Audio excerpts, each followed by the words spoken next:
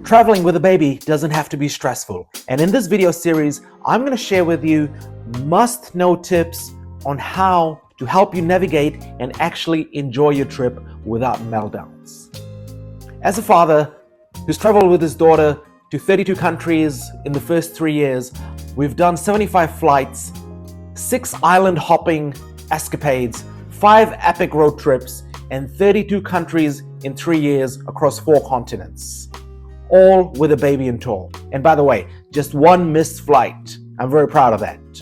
Some of the common fears that I had while embarking on this adventure of traveling to so many countries within the first 3 years was, what if my daughter cries on the flight? What if other people judge me? What if I am not good enough? What if my parenting skills will be severely tested in international waters or international airspace? And maybe some espionage charges.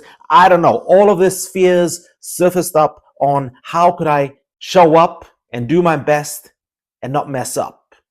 And because of all the fears of messing up, I was a little bit worried. But as Ryan Holiday says in his book, the obstacle is the way. So I embarked on this journey. And that is why I would love to share all these tips with other parents to make your life and holidays and vacations easier.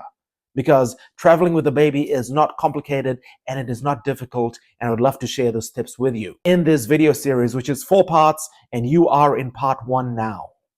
By the end of this video, you'll feel more confident about traveling with your baby. So let's go to part 1, where we're going to focus on the booking and the planning. And this part is going to cover the best time to fly with a baby.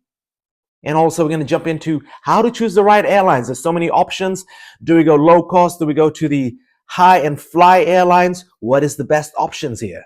And also we're going to jump onto the travel essentials and the packing hacks that's going to make your life easier. And also how to manage the sleep schedules of the baby on the go and for the different time zones. Yes, jet lags and baby, that's a real thing. All right, let's get started.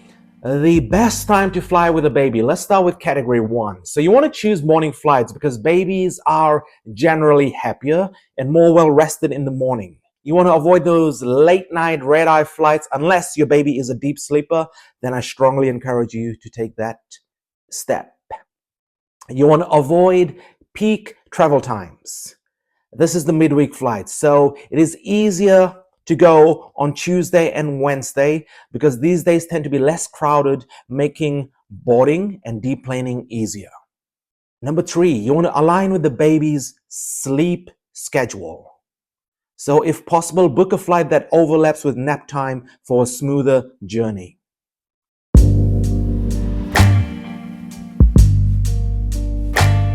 How to choose the right airline and seat. So you want to pick baby-friendly airlines. And it's not like they have this written on the website, baby-friendly airlines. So here is some of the airlines I recommend. And the reason I recommend them is because some airlines provide free bassinets. And that's the thing in front of the row where your child can sleep. And there's certain weight limits on it that can support in height. But we'll get into that in a moment. There's also priority boarding for families and extra baggage allowances for infants. You have to check their policies before booking, but most airlines give you free allowance for a car seat, strollers, and so much more. And these are some of the airlines I strongly recommend.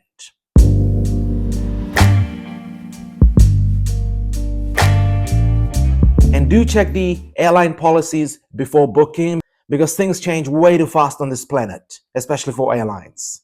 The next thing you want to do is you want to book a bulkhead seat for the bassinet access. If you're traveling long haul, request the bassinet seat in advance. Most airlines offer these in bulkhead rows, so you'll be covered. But yes, make sure you take action early to make sure you get the best seats possible. Also, where to sit. You want to sit in the aisle seat for short flights and on the window for the long flights. And the reason I recommend this is simply because the aisle seats make it easier for diaper changes and quick walks. And the window seats, well, these are very good and a quiet space for sleeping, which is absolutely amazing for children. So that, once again, that is aisle seats for short flights and window seats for the long flights. I have also created a small ebook that is free to all the viewers to download, and all this information is in more details within the ebook. Check the comments for the downloadable link. Next up is the baby travel essentials and the packing hacks. So you want to pack a Murray Kondo style, well organized diaper bag. What that means is you include extra diapers, wipes, pacifiers, spare clothes because things happen, snacks for days, and small toys and easy access pockets. Sounds much easier than done, but it is very possible. There's many bags on the market, and this baby diaper bag market keeps evolving, so the accessibility to different pockets keeps improving. They even have built-in chargers now within the diaper bag. The next thing you want to do is use packing cubes for baby clothes. You can organize the outfits by day in zippered cubes to save time and space. The cubes are a game changer in our quest to pack our bags as tightly and neatly as possible under the 23 kg limit. Yes.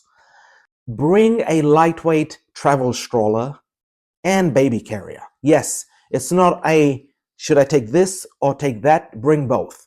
The reason I recommend this is a compact foldable stroller is airport friendly, while a baby carrier keeps your hands free during security checks. So if you can manage both of them, life becomes much easier. And on location, you'll be using the stroller and the baby carrier as well.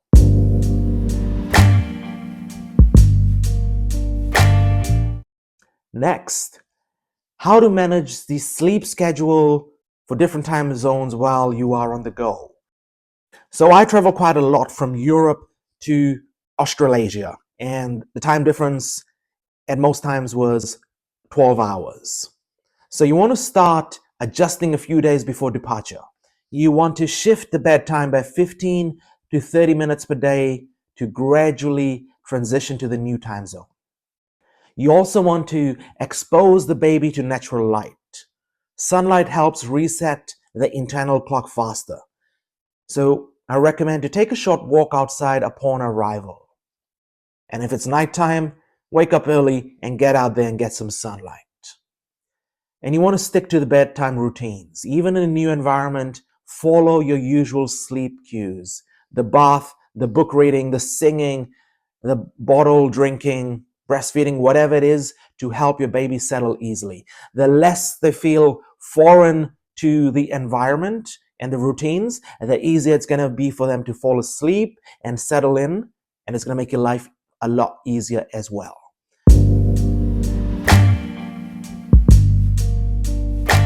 So those are the 12 tips I wanted to share on how to start your planning and booking for a flight. Be sure to like, subscribe, and turn on your notifications because there is a part 2 of this video, which is going to focus on the pre-flight tips and routines to make your life easier at an airport before boarding the flight. Also, comment below if you have any questions regarding the tips shared in this video, and I'll be happy to answer them in the comment section. So I'll see you in the next video.